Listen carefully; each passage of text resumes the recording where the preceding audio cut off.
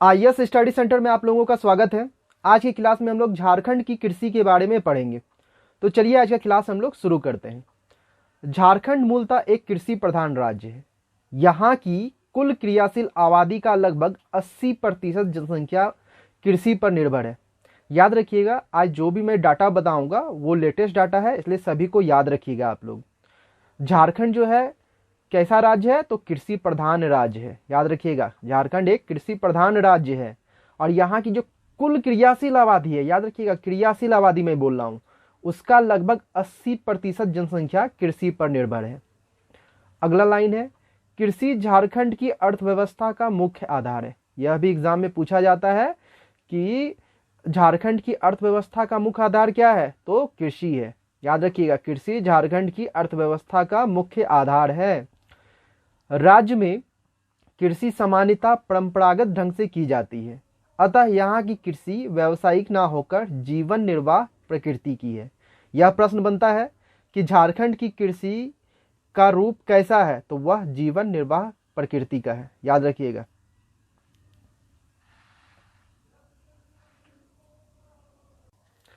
झारखंड की कुल भूमि का मात्र 23% भाग पर कृषि कार्य किया जाता है। बहुत ही इंपॉर्टेंट लाइन है, याद रखिएगा। जो टोटल लैंड है, कुल भूमि है झारखंड का, मात्र 23% भाग पर ही कृषि कार्य किया जाता है। जबकि बजट 2015-16 के अनुसार राज्य ग्रामीण आबादी की कुल श्रम शक्ति का 66.85% कृषि पर आश्रित है। ये सब इंपॉर्टेंट डाटा है, याद रखिएगा। झारखंड में 38 लाख हेक्टेयर 38 लाख हेक्टेयर भूमि पर कृषि कार्य संभव है। यह भी प्रश्न बनता है कितने भूमि पर कृषि कार्य संभव है? तो 38 लाख हेक्टेयर पर, जो कुल भौगोलिक क्षेत्रफल का 47.69% है। झारखंड का जो टोटल जमीन है उसके भौगोलिक क्षेत्रफल का, वही जो टोटल लैंड है उसके क्षेत्रफल का 47.69% पे खेती होता है। झारखंड की कृषि मानसून पर निर्भर है। बहुत ही इंपॉर्टेंट लाइन, झारखंड की कृषि किस पे निर्भर है? मानसून पे निर्भर है। राज्य में शुद्ध बोए गए कृषि क्षेत्र के मात्र 12.77% पर ही सिंचाई सुविधा उपलब्ध है। ये सब बहुत ही इंपॉर्टेंट लाइन है। राज्य में शुद्ध बोए गए कृषि क्षेत्र के मात्र 12.77% पर ही सिंचाई सुविधा उपलब्ध है।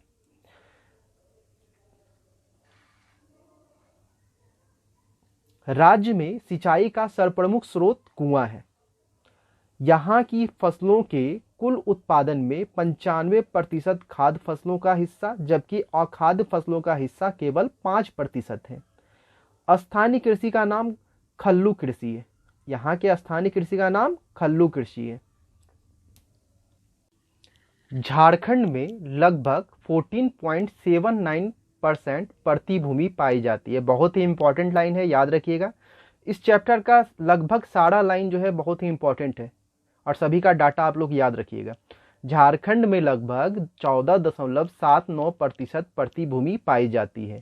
राज्य में जोतों का औसत आकार प्रति व्यक्ति मात्र 1.17 हेक्टेयर है।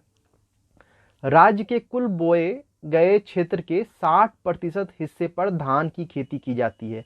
यानी झारखंड की जो है सर्वप्रमुख फसल क्या हो गई? धान हो गई, क्योंकि वो 60% हिस्से पे बोई जा रही है। झारखंड में धान उत्पादन क्षमता 2909 किलोग्राम प्रति हेक्टेयर है। यह सब इंपॉर्टेंट है, याद रखिएगा। झारखंड में धान का सबसे बड़ा उत्पादक क्षेत्र पश्चिमी सिंहभूम है।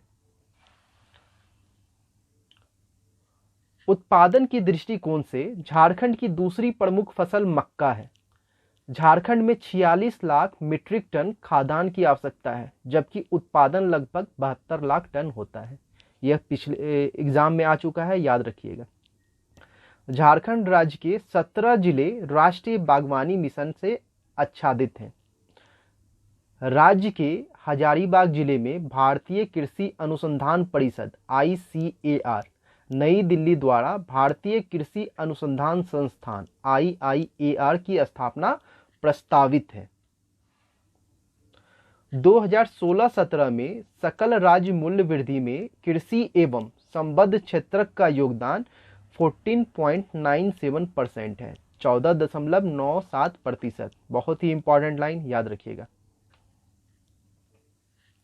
झारखंड में मौसम के आधार पर 3 प्रकार की फसलें हैं, खरीफ फसल, रबी फसल, जायद फसल। अब तीनों को हम लोग डिटेल में जानेंगे। पहला है खरीफ फसल।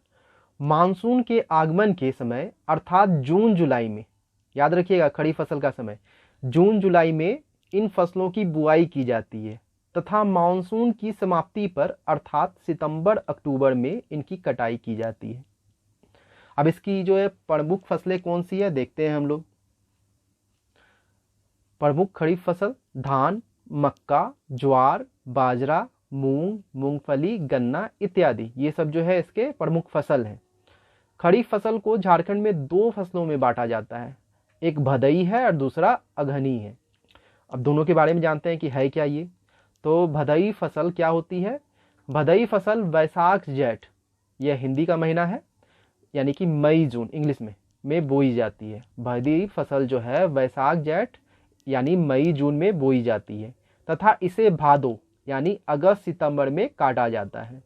भदई फसल की कृषि लगभग 20% भाग पर की जाती है। झारखंड के जो क्षेत्र है उसके 20% भाग पर इसकी खेती की जाती है। अगला है अगहनी फसल। अगहनी फसल की बुआई जेठ आषाढ़ यानी कि जून में की जाती है तथा अगहन यानी दिसंबर में इसकी कटाई कर दी जाती है। झारखंड की कुल कृषिगत भूमि में लगभग 70% भूभाग पर अगहनी फसलों की कृषि की जाती है। बहुत ही इंपॉर्टेंट लाइन। अब हम लोग जो है रबी फसल को देखते हैं।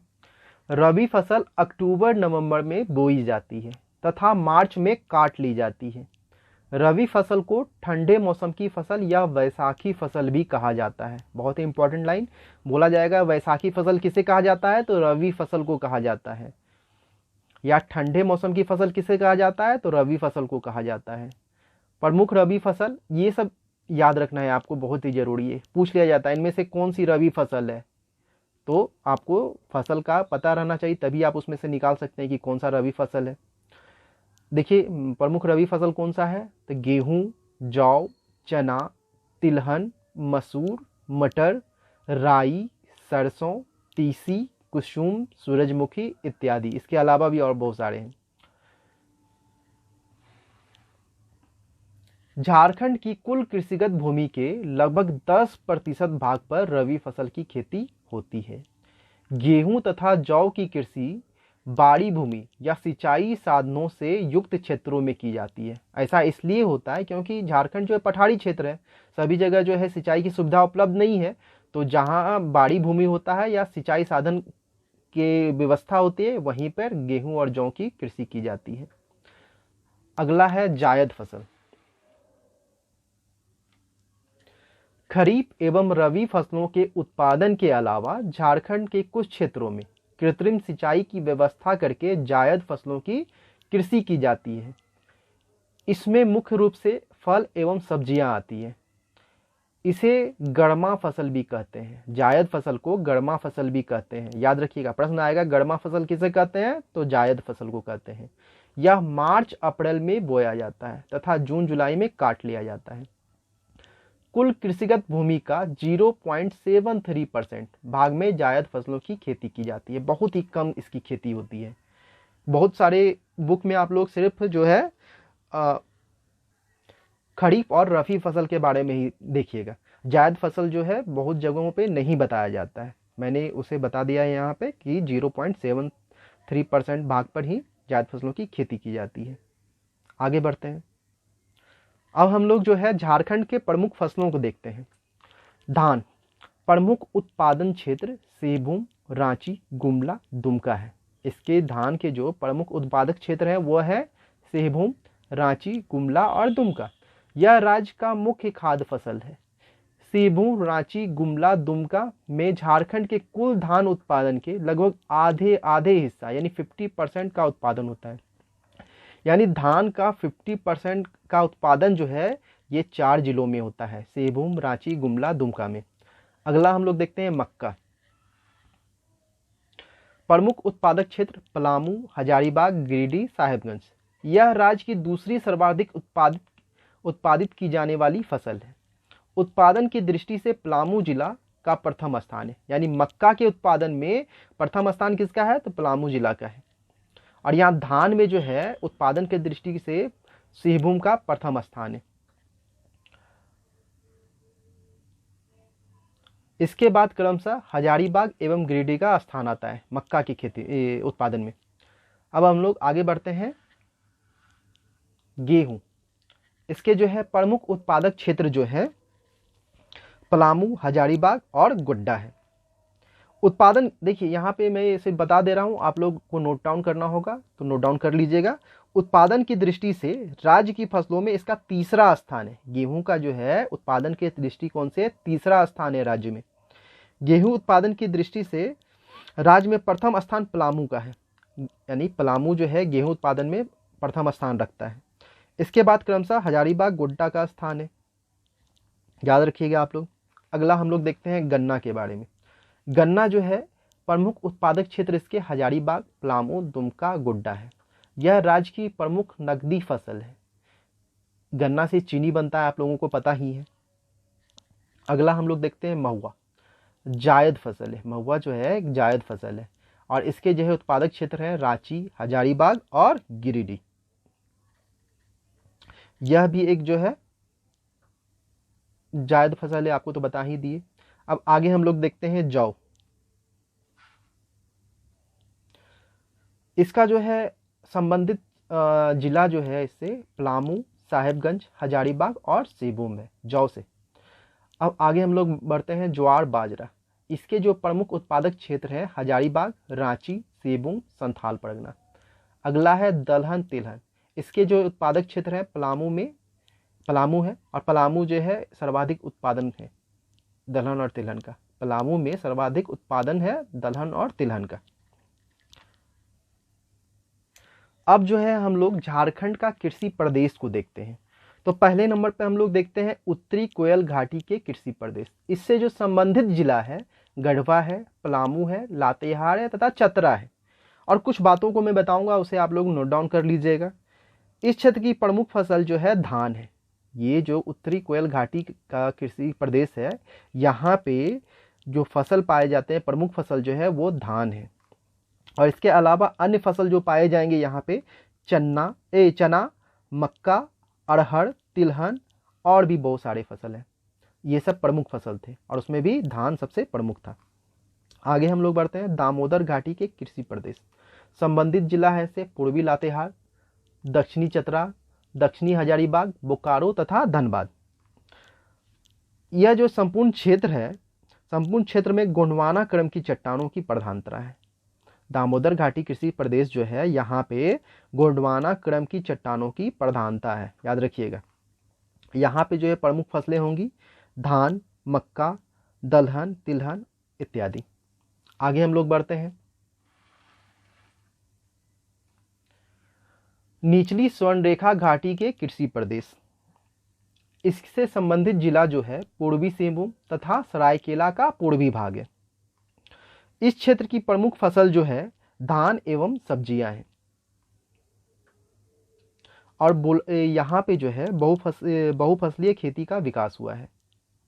बहुत तरह के फसलों का यहाँ पे उत्पादन किया जाता है। अब आगे हम लोग बढ़ते हैं हजारीबाग पठार के कृषि प्रदेश। संबंधित जिला है चतरा, हजारीबाग, गिरिडीह तथा कोडरमा। यहाँ धान, मक्का तथा रागी की खेती की जाती है। हजारीबाग पठार के क्षेत्र में जो है धान, मक्का तथा रागी की खेती की जाएगी। चलिए आगे हम लोग देखते हैं राजमहल पहाड़ी व सीमावर्ती क्षेत्रों के कृषि प्रदेश। संबंधित जिला इससे है दक्षिणी साहेबगंज, दक्षिणी पाकुड़, गोड्डा, दुमका, देवघर तथा जामताड़ा। यहाँ औसतन 100 से 130 सेंटीमीटर तक वर्षा होती है, जो धान के लिए बहुत ही उपयुक्त है। तो यहाँ की जो है प्रमुख फसल क्या हो गई, धान हो गई। हम लोग आगे बढ़ते हैं रांची पठार का कृषि प्रदेश। संबंधित जिला है रांची, पूर्वी लातेहार, गुमला तथा सिमडेगा।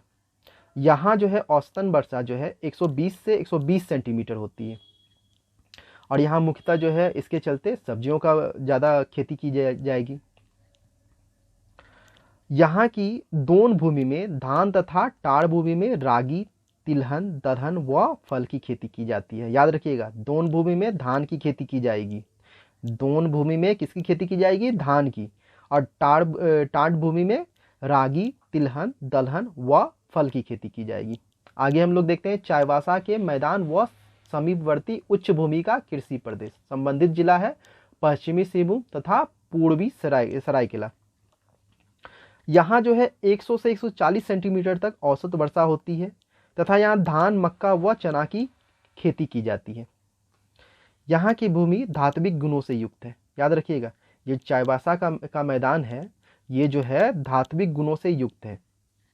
आगे हम लोग बढ़ते हैं उत्तरी पूर्वी सीमांत का कृषि प्रदेश। संबंधित जिला है उत्तरी गोड्डा तथा साहेबगंज का उत्तरी पूर्वी भाग। यहाँ 140 से 160 सेंटीमीटर तक औसत वर्षा होती है। यहाँ जो है धान, गेहूं, मक्का, चना, दलहन आदि की खेती होगी। यह कृषि की दृष्टि से राज्य का एकमात्र विकसित क्षेत्र है। याद रखिएगा, उत्तर पूर्वी सीमांत का जो कृषि प्रदेश है, कृषि की दृष्टि से राज्य का एकमात्र विकसित क्षेत्र है यह। यहाँ बहुफसलीय कृषि की उत्तम व्यवस्था है। यहाँ पे जो है अलग अलग तरह के फसल बोए जाते हैं। तो आज की क्लास में इतना ही। अब हम लोग अगले क्लास में मिलते हैं। Thank you.